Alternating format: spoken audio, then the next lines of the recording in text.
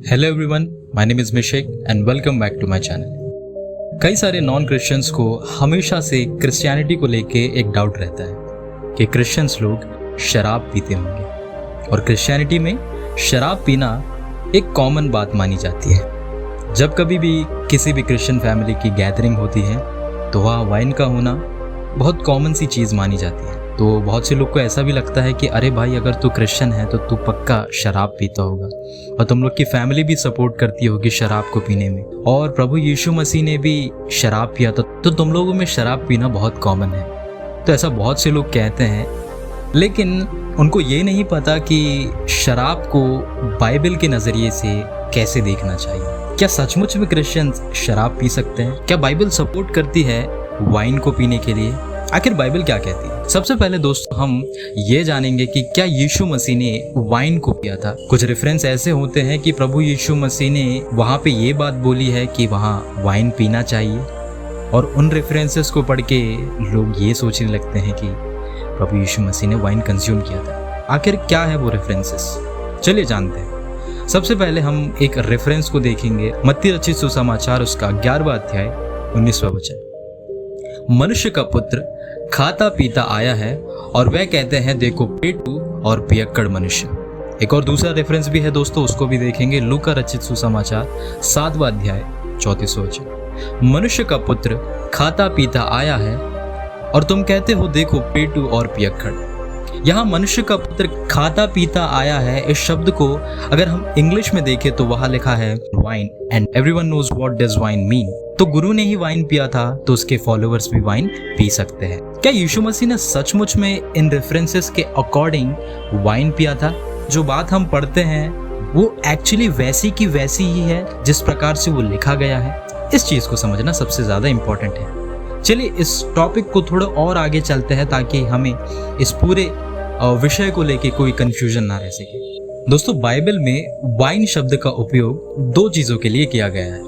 पहला फर्मेंटेड, दूसरा अनफर्मेंटेड। चलिए इस गुत्थी को सुलझाने की कोशिश करते हैं और आसान भाषा में मैं आपको बताने का प्रयास करूंगा। दोस्तों, दाखरस शब्द के हिब्रू में दो मतलब है, याइन और टिरोश। अब याइन टिरोश क्या है, चलिए इसके बारे में जानते हैं। सबसे पहले याइन के बारे में जानते हैं। याइन का मतलब है प्योर वाइन। अब याइन बनने का प्रोसेस क्या है?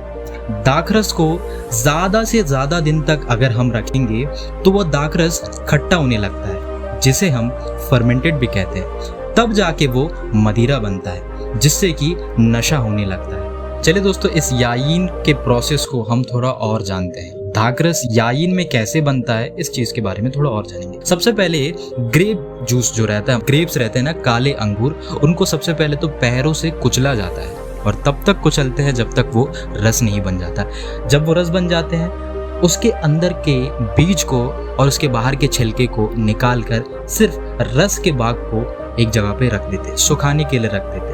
रखने के बाद उसे तब तक वहाँ रखा जाता है जब तक वो फर्मेंटेड ना हो जाता। तो और जब वो फर्मेंटेड होने लगता है तब उससे नशा होता है, जिसे हम याइन कहते हैं, और याइन का मतलब प्योर वाइन। चलिए जानते हैं टिरोश के बारे में।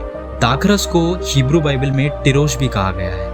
अब टिरोश का मतलब क्या है? टिरोश का मतलब है अनफर्मेंटेड, मतलब जिस दाखरस में नशा ना हो, जो दाखरस अपने पहले स्टेज में हो, जो दाखरस बिल्कुल फ्रेश हो, उसे टिरोश कहा गया है। और जहाँ प्रभु यीशु मसीह ने दाखरस का उपयोग किया है वहाँ हिब्रू बाइबल में टिरोश लिखा गया है, जिसका मतलब फ्रेश ग्रेप जूस।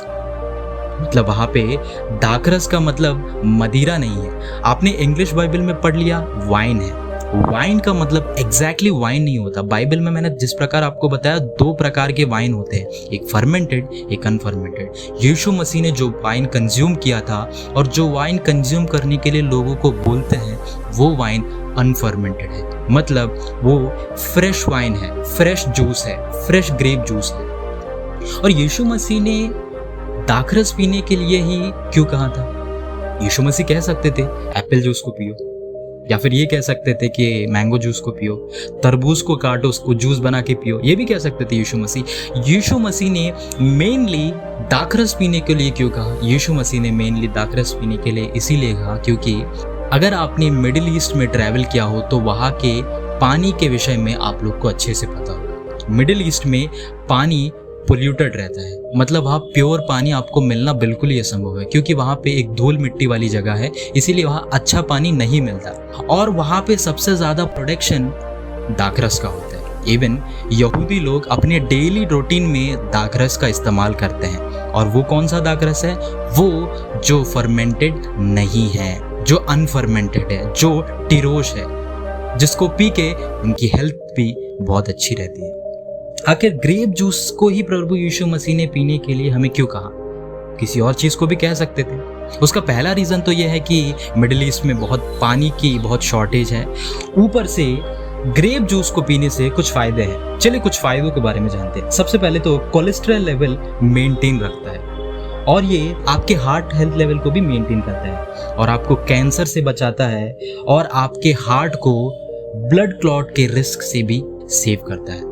मतलब दाखरस को पीना एक तरह से आपके अपने सेहत को बचाना ही है। ये दाखरस नहीं पीना है जो दाखरस में नशा हो, जो दाखरस लंबे समय तक खट्टा किया गया हो, उस दाखरस को आपको कंज्यूम नहीं करना है, बल्कि उस दाखरस को पीना है जो अनफर्मेंटेड हो, जो प्योर हो, जो बिल्कुल अच्छा हो। इवन प्रभु यीशु मसीह भी उसी दाखरस को कंज्यूम करते हैं जो अनफर्मेंटेड है, जो टिरोश है, ना कि याहीन। इन दोनों शब्द के फर्क को आप लोग को समझना है दोस्तों। ऐसा नहीं है कि वाइन हमें देखने को मिला तो एग्जैक्टली वाइन ही होगा, प्योर वाइन होगा जिसमें शराब हो, जिसमें नशा हो। नहीं दोस्तों, इसका मतलब वो नहीं है। वाइन का मतलब बाइबल 2 प्रकार के वाइनों को बताती है, जिस प्रकार से आपने अभी तक सुना। और अगर इस वीडियो से आपको कुछ भी नया सीखने को मिला तो इस चैनल को सब्सक्राइब करें, वीडियो को लाइक, शेयर और कमेंट करें। And I will see you very very soon. Bye.